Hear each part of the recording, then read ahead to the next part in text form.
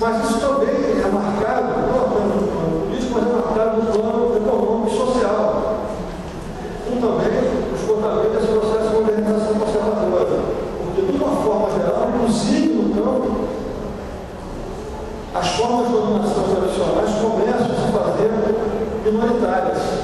A fronteira agora vai se abrindo, a grande empresa capitalista começa a penetrar o campo, daí vem todo o desenvolvimento da indústria que hoje é dominante da agricultura brasileira, embora a gente tenha complicações aí na medida que a própria grande propriedade da terra não desaparece, ela é transformada, ela é refuncionalizada pelo capitalismo.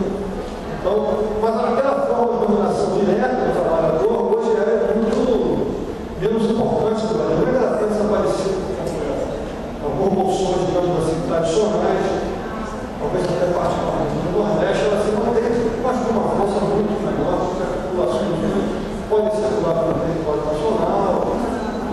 Você não tem como prender o homem à terra, o jagunço. É um fenômeno que praticamente aparece no Brasil hoje.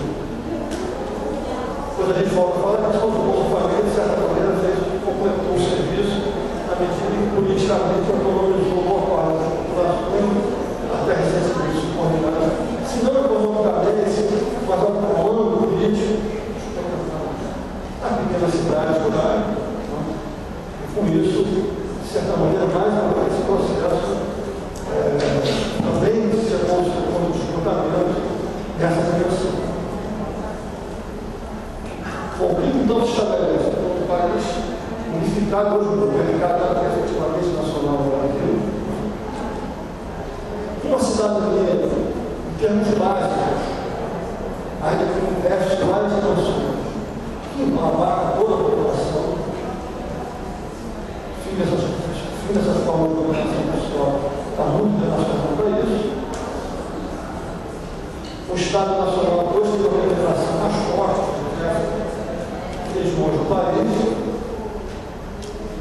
E, por outro lado, o desenvolvimento que o Robert Allen classificou um dia de regime político poliárico. Poliárico nesse sentido.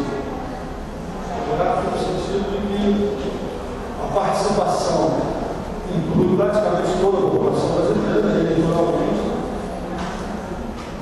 e as fases de discussão fundamentalmente livre por parte de toda essa população.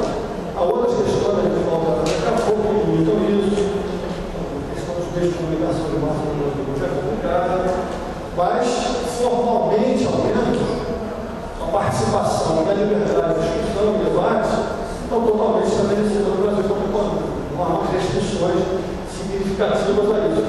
E é por isso que a gente pode falar o Robert Allen do estabelecimento de um sistema político poliárico, que se refere em particular a uma democracia liberal com grande participação eleitoral da população. Esse é o Brasil contemporâneo. E esse é o Brasil que, com frequência, aparece com destaque nas análises do sistema político. A maioria dos nossos colegas da área de ciência política se contenta em analisar essa dinâmica.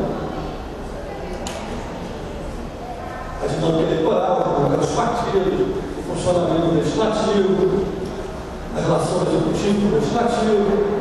Mais recentemente, uma outra área de discussão recebeu um impulso grande, que é a discussão a respeito do sistema judiciário, que é um poder que se tornou, evidentemente, muito mais relevante do que jamais foi no nosso país. Alguns, inclusive, falam que seria a judicialização da política. Isso quer dizer o quê?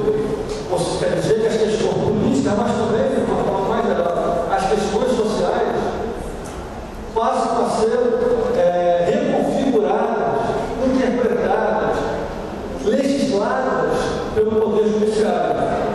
Pelo Poder Judiciário, em sentido estrito, os juízes, os diversos tribunais, nas suas diversas instâncias, mas também, de uma outra forma, que é particularmente brasileira, através do funcionamento do Ministério Público.